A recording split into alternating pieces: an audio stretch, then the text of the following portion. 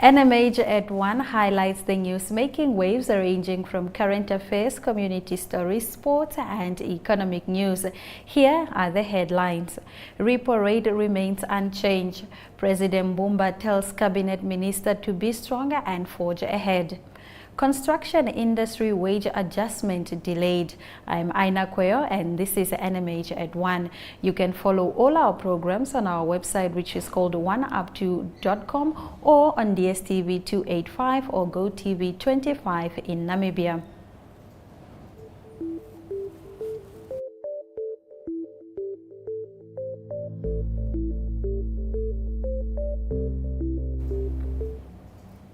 The Bank of Namibia has left the repo rate unchanged at 7.75%, with real interest rates remaining positive and slow credit growth amid a fair level of international reserves. The Monetary Policy Committee decided to maintain the repo rate at its current level. Central Bank Governor Johannes Kavasab said at the Bank of Namibia first monetary policy for the year. Kavasab also said that Namibian dollar will have to remain fixed to the South African rand for the moment, as the benefits far outweigh the cost. Ohonet Lage was there. As far as your question is concerned, when do we deal it? We get this question every time. And every time we confirm with a small open economy and the benefits outweigh the cost. It's like a marriage. I said to the colleagues, we need to realize that the monetary policy is but one element in the entire economic management of the country. So you can't just try and get monetary policy to do things that monetary policy is not able to do. So currently, we've got a lot of volatility, as you say, about what's happening in South Africa. But despite all those, the exercise and simulation we have done telling us we are better off currently.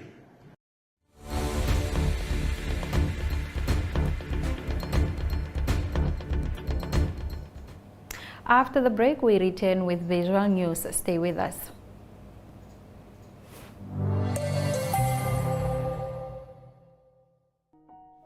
On behalf of the National Road Safety Council and all stakeholders in the road safety subsector, I extend our deepest and heartfelt condolences to the former First Lady, Madam Monica Keingos, the bereaved family, the relatives, friends, and the entire Namibian nation on the sudden passing of our beloved President, His Excellency Dr. Hage Gottfried Keingos.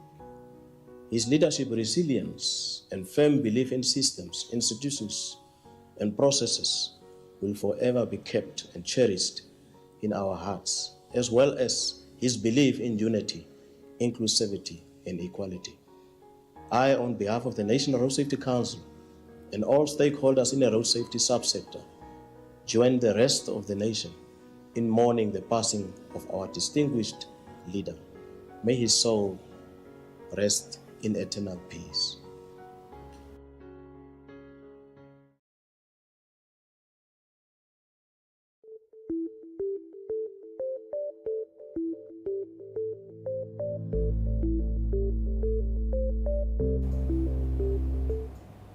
After a minute of silence in honor of Namibia's recently departed President Hage Geingob, newly sworn-in President Nangolo Mbumba opened the first decision-making meeting for cabinet at State House on Tuesday. President Mbumba told his cabinet ministers, "It is also a difficult time for you as cabinet members and the entire nation, but we must be stronger and forge ahead without faltering. That is what our President Dr. Hage Geingob would have wanted us to do." Listen to more of his opening remarks here. Now, this video is courtesy of Agoito Craig. As members of cabinet, let us pick up where he has left and take our country forward. This is a difficult and sad time for the widow and children, and our thoughts are with them. It is also a difficult time for you, for us as cabinet members. and the entire Namibian nation. But we must be strong and forge ahead without faltering. That is what our President, Dr. Kaina, would have wanted us to do. This year is the year of elections, the year of expectations, in which the citizens of the Namibian House will elect the next leadership to lead the nation for the next 5 years.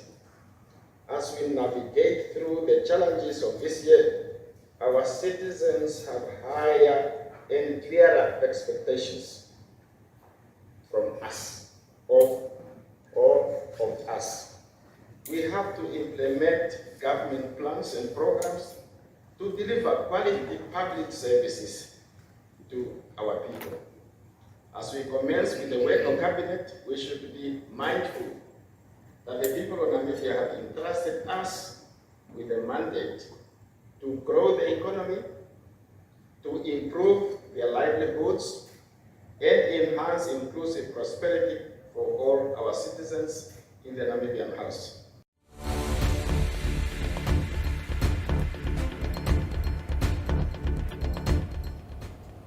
Stick around as we bring you the newspaper review after the break. We are all seeking connection to each other, to the world, to the spaces we exist in.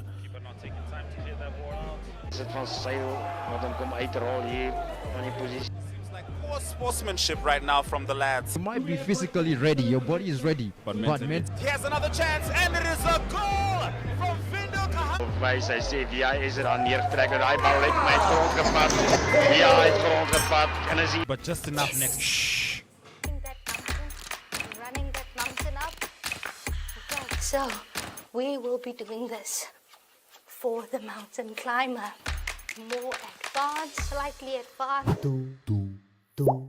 So is jou trolley reg? Want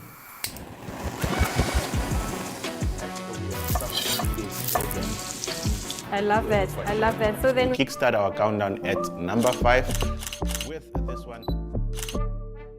Op Netwerk TV se Klets Kompas gesels ons nuus van 'n Maandag tot Donderdag. Ons kyk ook na die weer en meer. Stories wat jou raak en stories wat saak maak. They've made a mistake in denying me bail, and they've made several other mistakes in many other cases.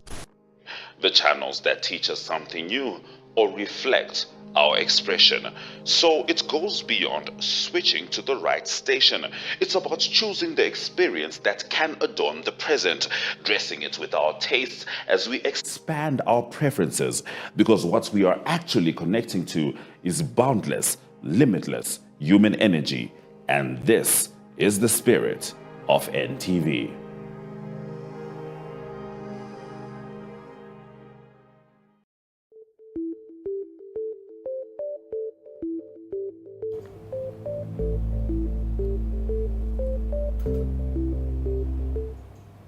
President Mbumba has expressed government's determination to tackle corruption and protect Namibia's nascent energy sector with stringent laws amid concerns regarding malpractice in the industry. Mbumba highlighted the economic potential for the energy sector while stressing the importance of transparency and accountability to attract investment and ensure sustainable growth. Let me assure all Namibians that in the line with our government's clear resolve to promote accountability and transparency, we will continue to strengthen the policy measures aimed to fight corruption, he said as he addressed the first cabinet meeting for the year. Despite a recent spate in burglaries in Rundu, Namibian Police Acting Regional Commander Deputy Commissioner Aina Kweyo has assured Kavango East residents that the police are working around the clock to address the issue. The town has experienced a spike in housebreaking, specifically in the Kahemu, Katutura and Saumwea areas, he said. Moving over to the Republican, it reports that the awarding of a tender of the supply of pharmaceutical products to Health Ministry is once again the focus of a court case. Africure Pharmaceuticals Namibia, owned by businessman Shapwa Kanyama, recently filed an urgent application at Windhoek High Court against against among others, the acting chairperson of the Central Procurement Board of Namibia and the Minister of Health. Africa is applying for an interim interdict that will prohibit the acting chairperson and the minister from implementing a tender in relation to the supply and delivery of antiretroviral medication to the ministry. Gabrielle Lubowski, the widow of slain SWAPO politician Anton Lubowski, says the death of President Hage Geingob has dashed her family's hopes for justice. Anton, who was a prominent lawyer and SWAPO member, died on the evening of 12 September 1989 when he was shot with an AK-47 automatic rifle in front of his home in Windhoek. He was 37 years old.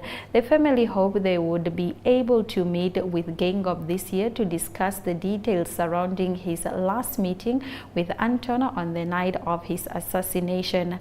Allgemeine Zeitung leads with an article about the medical tender that has been awarded by the Central Procurement Board of Namibia and promptly challenged in court. While such a challenge needs to be made if aggrieved parties need to find justice, it seems as though the Namibian government is tasked to find ways in which appropriations are done in a more transparent manner.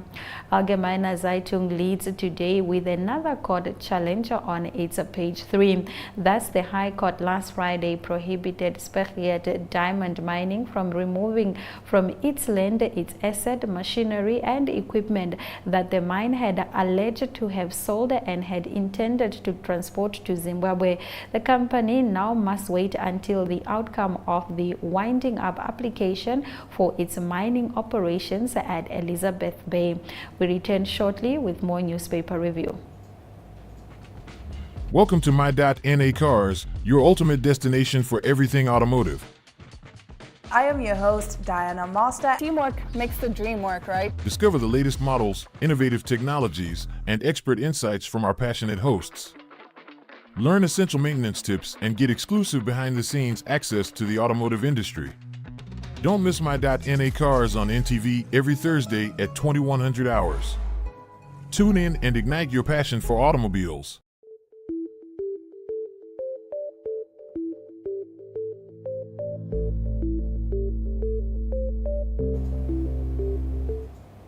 Affirmative repositioning movement leader Job Amupanda wants to rework the lawsuit that he filed at the Windhoek High Court nearly 3 years ago in an attempt to have Namibia's cordon fence removed. Southwest Africa nation parliamentarian Tangeni Iyambo says the nation has a civic responsibility to find out details surrounding the death of President Hage Geingob while describing the circumstances around his death as controversial. President Nangolo Mbumba has urged locals to seize the opportunity presented by the country's gross domestic product projected to grow by 3.4% this year alongside oil discoveries and a promising green hydrogen transition. We want Namibians to actively participate and benefit from the unfolding economic boom, he said during the opening of the cabinet yesterday. Namibia has grappled with an economic recession since 2015, a crisis compounded by crippling drought and a disruptive impact of COVID-19 pandemic. However, the economy has exceeded its pre-pandemic level, showing a growth rate of 7.2% in the third quarter of 2023, according to Bank of Namibia. The late Gerard Hans Tottemeyer's family said they want to fulfill his last dream to publish one of his final projects before his death last week in Swakopmund. The renowned politician figure, who is survived by his wife, 4 children, and 6 grandchildren, was an avid author. Tottemeyer authored 25 books on politics, regional governance, and other subjects. Analysts expect that the Bank of Namibia will maintain its repo rate at 7.75% today, a level unchanged since June last year. Market Watch spoke to Cyrus Capital, High Economic Intelligence, IJG Securities, and Simone Storm, and all agreed that the decision of the Monetary Policy Committee of the Central Bank will be to leave the repo rate at which commercial banks borrow from the Bank of Namibia unchanged. After the break, we return with economic news. Stay with us.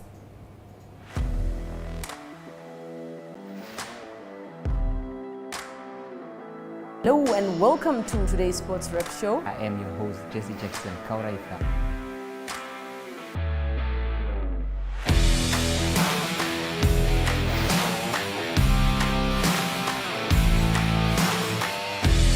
In replay, Namibia, who had won the toss for the first time on this tour. Good day everyone, time for international sports news, starting off with tennis news, both on the WTA for women's and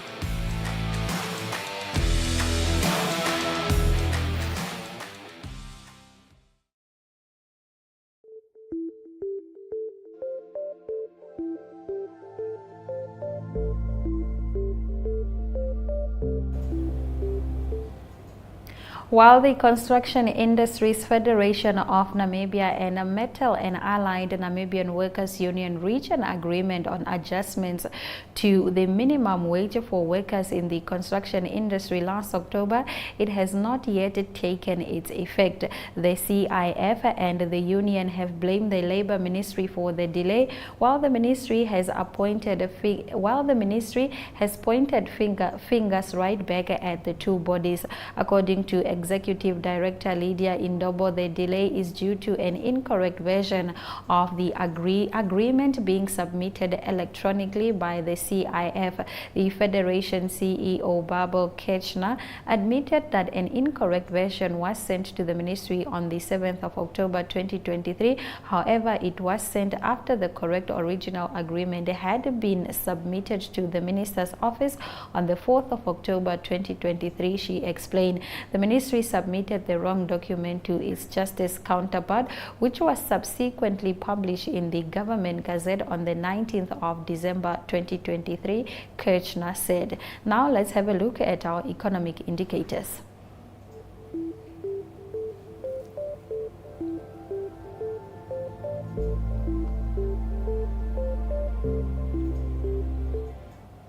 The Namibian dollar trades for 23 Namibian dollars 97 cents to 1 British pound, 20 Namibian dollars 48 cents to 1 euro, 90 Namibian dollars 15 cents to 1 US dollar.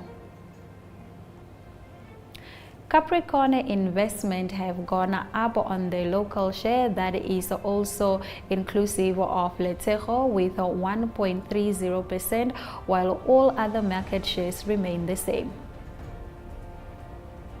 Local index have gone up with 0.05%, while the overall index closed has decreased with 0.63%.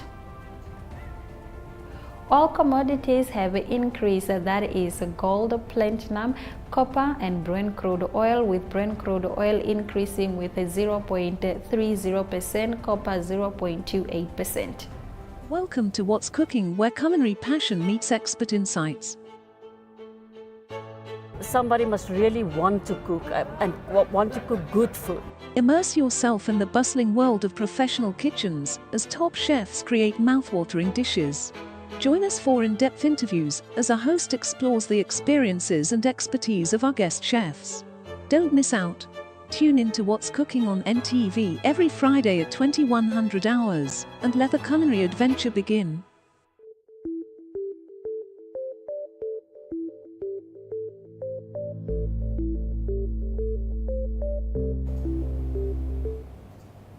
Kenyan police have rearrested a fugitive murderer suspect who escaped from police custody. Local media report Calvin Kangete, 41, is wanted by U.S. authorities in connection with killing of his girlfriend in Boston last October. He has not commented on the allegations. He had been detained in Kenya, awaiting a decision on whether to extradite him to the U.S.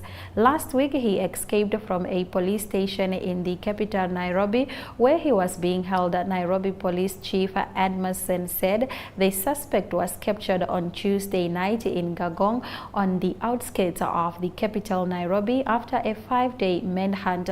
Police had disclosed that Kangete managed to walk out of the Mutaiga police station, where he was being detained last week. His legal team said their client's life was in danger.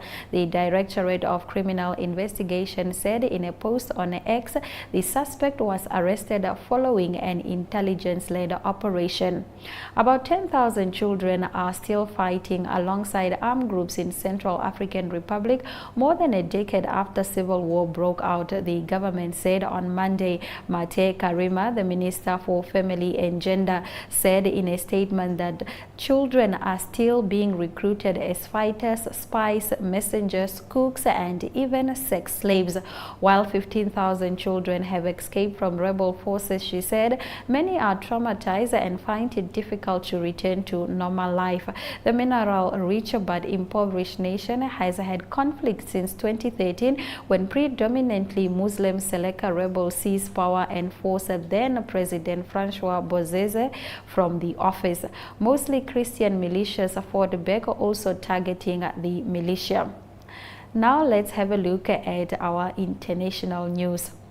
The House of Representatives has narrowly voted to impeach Homeland Security Secretary Alejandro Macoyas, making him the first cabinet member to face impeachment in nearly 150 years. Many Republicans blame Master Macoya for an unprecedented influx of migrants at the U.S. border, Mexico. The Republican-led chamber voted 214 to 213 for the measures after the first attempted fail last week. And now we will take a look at the sports news shortly.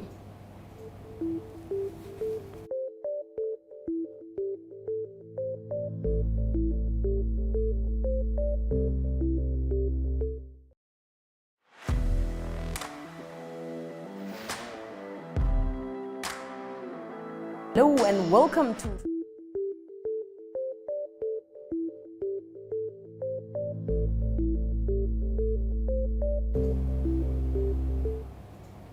In our local sports this afternoon, Namibia's athletes who showcased their talents at the recent Special Olympics World Summer Games in Germany have expressed dismay over Special Olympics Namibia taking 40% of the prize money. Alex Miller and Vera Lusa excelled at the Momentum Medical Scheme Tankwa-Trenk, one of South Africa's premier mountain bike stages, over the weekend.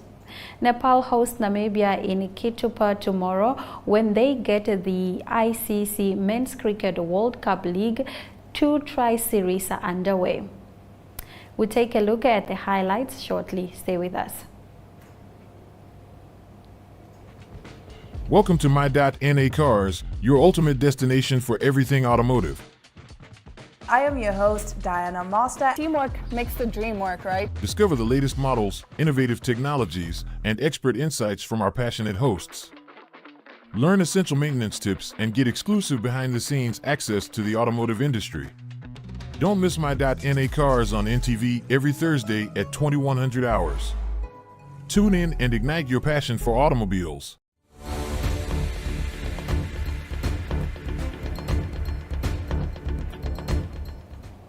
Here are the highlights. Kenya police have rearrested a fugitive murder suspect who had escaped from police custody, local media reports. The House of Representatives has narrowly voted to impeach Homeland Security Secretary Alejandro Macoyas, making him the first cabinet member to face impeachment in nearly 150 years. And those have been our stories this afternoon. We thank you very much for watching our show. Until next time, goodbye.